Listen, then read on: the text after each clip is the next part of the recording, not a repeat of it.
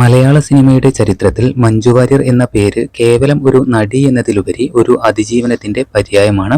തെന്നിന്ത്യൻ സിനിമാ ലോകം lady super star എന്ന് ആദരവോടെ വിളിക്കുന്ന മഞ്ജുവിന്റെ ജീവിതം ഏതൊരു സിനിമാ കഥയേക്കാളും നാടകീയവും പ്രചോദനാത്മകവുമാണ്. വ്യക്തിജീവിതത്തിലെ വലിയ തകർച്ചകളിൽ നിന്നും വെറും കൈയോടെ വീടിന്റെ പടിയിറങ്ങിയ ഒരു സ്ത്രീ ഇന്ന് മലയാളത്തിലെ ഏറ്റവും ഉയർന്ന പ്രതിഫലം വാങ്ങുന്ന താരമായി മാറിയത് കഠിനാധ്വാനവും ആത്മവിശ്വാസവും കൊണ്ടാണ്. രണ്ടാം വരവിൽ മഞ്ജു വാര്യർ സൃഷ്ടിച്ച വിസ്മയം ചെറുതല്ല. 14 വർഷത്തെ നീണ്ട ഇടവേളയ്ക്ക് ശേഷം ക്യാമറയ്ക്ക് മുന്നിലെത്തുമ്പോൾ വലിയ ആശങ്കകൾ പ്രേക്ഷകർക്കുണ്ടായിരുന്നു.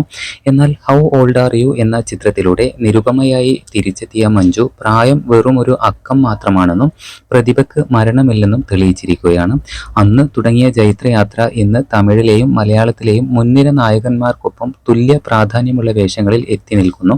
സിനിമാ ലോകത്ത് സൂപ്പർ സ്റ്റാർ പദവി പുരുഷന്മാർക്ക് മാത്രം സംവരണം ചെയ്യപ്പെട്ട ഒന്നാണെന്ന പൊതുധാരണയെ തിരുത്തി കുറിച്ചെത്തിയത് മഞ്ജു വാര്യരാണ്. ഒരു സിനിമ വിപണനം ചെയ്യാൻ നായകന്റെ പേര് വേണമെന്ന പതിവ് രീതി മാറി മഞ്ജു വാര്യർ ചിത്രം എന്ന ലേബലിൽ സിനിമകൾ തിയേറ്ററുകളിൽ വിജയം കൊയ്യാൻ തുടങ്ങിയിരിക്കുകയാണ്.